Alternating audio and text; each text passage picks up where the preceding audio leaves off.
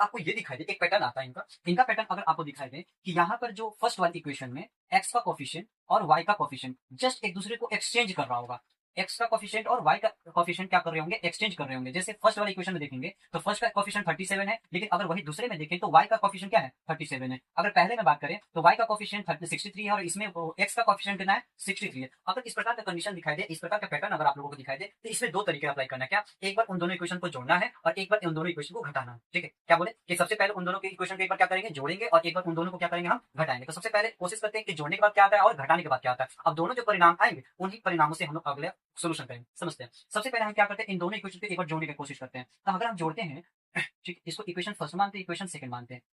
हम बोलते हैं कि अगर इक्वेशन फर्स्ट और प्लस सेकंड करते हैं तो क्या मिलता है हमको। देखिए, अगर फर्स्ट और प्लस सेवन करेंगे, सॉरी सेकंड करेंगे, तो हमको मिलेगा 7 + 3। सेम सेम है, एक्स का वैल्यू है, एक्स का वैल्यू तो आराम से ऐड किया जा सकता है, सेम फैमिली है। तो अगर हम दोनों को ऐड करते हैं, 7 + 3 कितना होगा, 10 का 0। ठीक है, उसका 63 + 9, 9 + 1 कितना हो जाएगा, 10।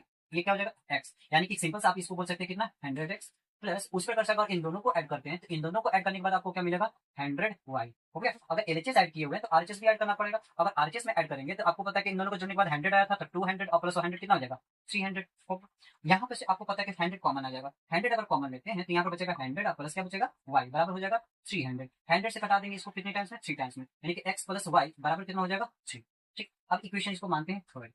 कुछ दिक्कत, हो गया। अब उसी प्रकार से एक बार क्या करते हैं, ऐड किए थे, अब एक बार क्या करेंगे, दोनों को घटाएंगे। जैसे अगर हम घटाते हैं फ्रॉम इक्वेशन, अगर हम घटाते हैं सेकंड में से घटाते हैं फर्स्ट को, ठीक है, सेकंड में से फर्स्ट को घटाते हैं। अब कोई किसी को भी घटा सकते हैं, फर्स्ट को सेकंड में भी घटा सकते हैं, सेकंड को फर्स्ट में भी घटा सकते हैं। हम सेकंड को फर्स्ट में इसलिए घटाना चाहिए क्योंकि हमको सेकंड में दिखाई दे रहा है कि ये बड़ा संख्या है, बड़ा में से छोटा संख्या घटाना आसान रहेगा। ठीक है, तो अगर हम 63 है, 63 में से अगर हम कितना घटाते हैं, 37, तो कितना बचेगा, यहाँ पर बचेगा 26। ठीक है, कितना बचेगा, 26x बचेगा यहाँ पर। अब उस प्रकार से यहाँ पर घटाएंगे तो यहाँ पर घटने के बाद आ जाएगा -26y बराबर। उस प्रकार से इनको घटाएंगे तो इनको घटाएंगे तो आपको आएगा कितना आ जाएगा, 26। ठीक है, ये कितना आसानी से बन गया। यहाँ से 26 कॉमन अगर ले लेते हैं तो यहाँ पर बचेगा x - y बराबर 26। ये 26 से 26 कर जाएगा 1 टाइम्स में, तो यानी कि x - y बराबर यहाँ पे कितना आ जाएगा, 1। और इसको मानते हैं इक्वेशन 4।